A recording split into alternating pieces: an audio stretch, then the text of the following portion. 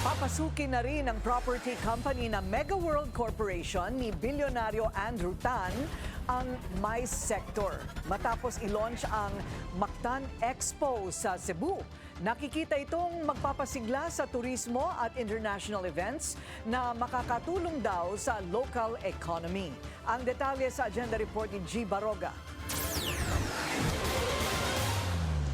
Habang dahan-dahang bumabangon ang turismo sa Pilipinas, gumagawa ng strategic moves ang Mega World Corporation ni bilyonaryo Andrew Tan na magpapalakas sa industriya.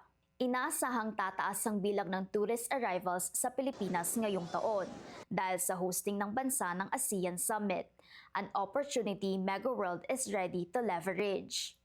Nasa sentro ng estratehiyang ito ang Mactan Expo sa Cebu, ang kauna-unahang stand-alone convention center ng Mega World.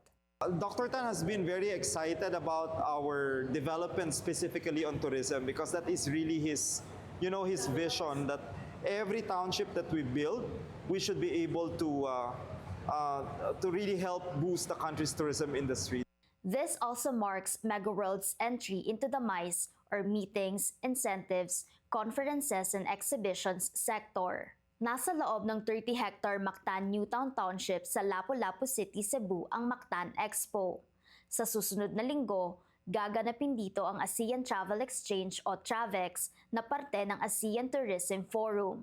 Bubungad sa ASEAN delegates ang Echoes of Mactan, isang mural na nagpapakita ng heritage ng Cebu. Makikita rin ang duyog na isang 3D metal installation na ipinapakita ang local culture ng probinsya. May 3 halls ang Mactan Expo na maaari ring pag-isahin para mag-host ng hanggang 2,500 guests. Mayroon din itong meeting rooms, VIP lounge, Muslim-friendly prayer room, and showroom with conference spaces named after Cebu's famous beaches. Isa raw sa main features ng convention center ang embedded seashells on the walls. Dr. Tan has visited Mactan Newtown quite a few times in the last 2 years. So he has seen this development. He has been somehow hands-on also in making sure that, the design, the construction, and how this will look will really be coming from his vision. Ayon sa Mega World, nakikita rin daw ang convention center na makakatulong sa pagsasama-sama ng komunidad, paglikha ng mga oportunidad at pagpapasigla ng local economy. You do events, it brings people together, and then of course each activity would need the support of the community in terms of manpower, supplies, logistics and transportation, catering.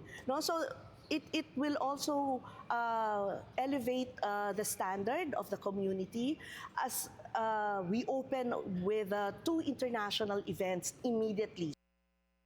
Mega World says the Philippines' hosting of the ASEAN Summit helped spark the Mactan Expo project.